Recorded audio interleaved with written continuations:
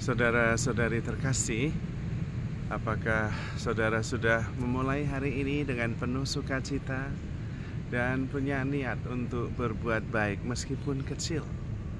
Semoga Tuhan memberkati niat baik saudara. Hari ini saya akan berbicara tentang perjalanan rohani.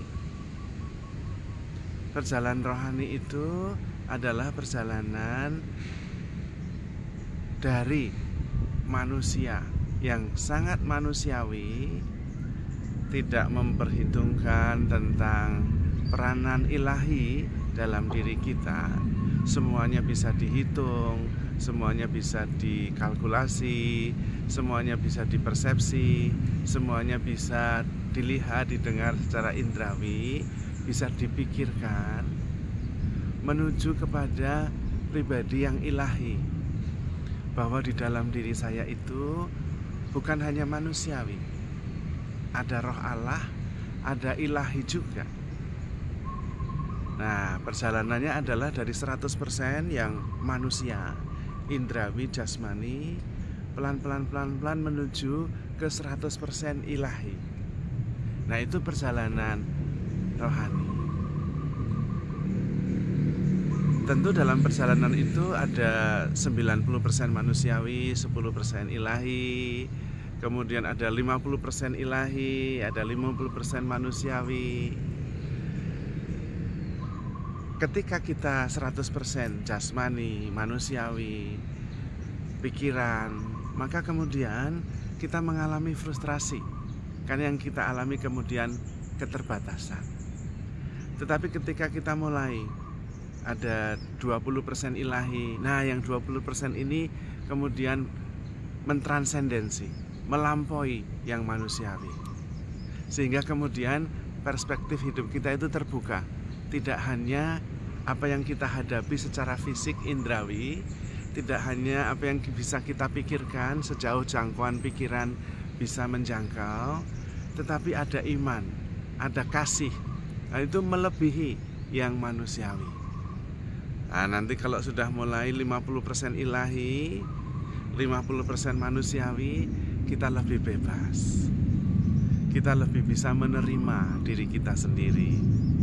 Ada manusiawinya, dan manusiawinya itu sangat bagus. Tetapi juga kemudian menyadari ada ilahinya.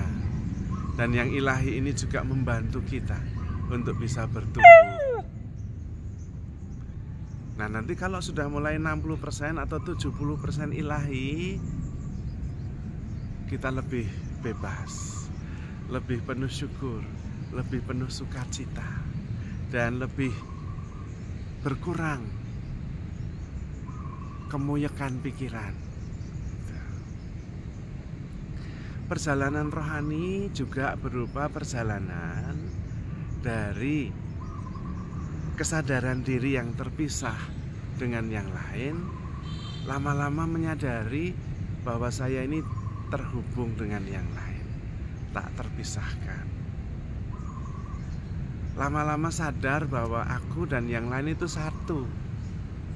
Dan kemudian kesatuan itu disadari ada di dalam Tuhan. Tanda-tandanya apa? Tandanya ya damai, tenang, tidak khawatir lagi. Karena kemudian sadar bahwa saya dan yang lain itu satu. Karena satu bukan ancaman.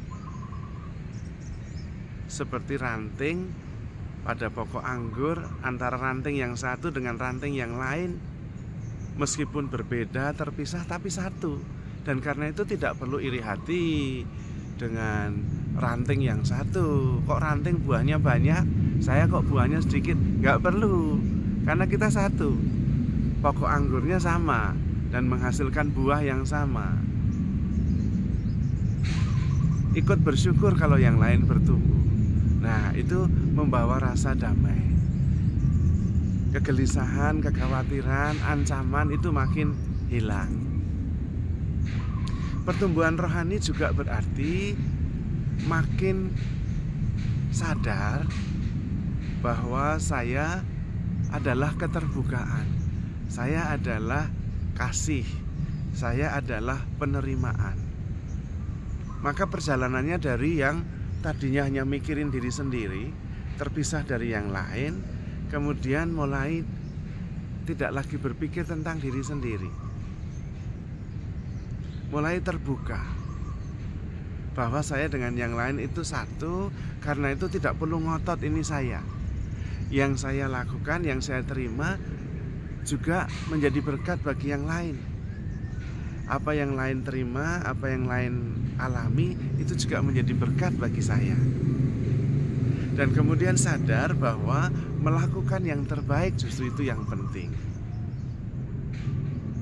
Ketika kita melakukan yang terbaik, ternyata itu juga baik untuk saya sendiri, tapi juga baik untuk yang lain. Karena kita satu.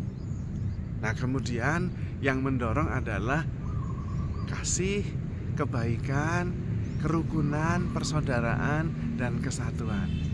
Nah, itulah buah-buah roh. Maka perjalanan rohani itu adalah perjalanan dari egoisme menuju kepada cinta kasih. Karena lawan dari kasih adalah egoisme. Kalau masih egois, tidak bisa mencintai. Maka perjalanan rohani yaitu makin kurang egoisnya dan makin sadar bahwa saya itu bagian dengan yang lain. Dan karena itu tidak perlu berpikir tentang diri sendiri terus-menerus. Perjalanan rohani juga adalah perjalanan penyangkalan diri itu, penyangkalan ego. Lama-lama dalam diri saya kebanyakan itu Tuhan, bukan saya lagi. Menyangkal diri sehingga akhirnya yang hidup di dalam diriku adalah Tuhan. Sehingga kita bisa mengatakan, aku hidup, tetapi bukan aku lagi yang hidup, melainkan Kristus yang hidup di dalam diriku. Nah, pada waktu itulah kita menjadi manusia baru. Manusia yang tidak diwarnai oleh egoisme yang kental, tetapi diwarnai oleh cinta kasih dan kebaikan. Tanda-tandanya adalah makin bisa menerima kenyataan, makin bisa menyadari bahwa saya dengan yang lain itu satu, makin bisa sabar, makin bisa bersyukur, dan makin bisa bersukacita. Karena yang menderita, yang iri hati, yang sakit hati itu ego. Ego yang terluka. Cinta tidak pernah terluka. Ketika ego makin kecil dan cinta makin besar, ketika saya sebagai manusia jasmani makin kecil dan saya sebagai ciptaan ilahi, ada unsur ilahi makin besar, maka kemudian penderitaan, sakit hati, tersinggung juga makin berkurang. Yang ada adalah kelegaan, yang ada adalah kasih dan pengampunan serta penerimaan. Maka saudara-saudari terkasih, mari kita mengadakan perjalanan rohani, perjalanan untuk terus bertumbuh dari yang manusiawi ke yang ilahi, dari yang egois makin menjadi cinta, dari yang makin banyak sakit hati menjadi makin banyak mengampuni, makin banyak menerima, dan makin banyak bersyukur. Maka saudara-saudari terkasih, handle yourself with care because you are loved. Tuhan memberkati.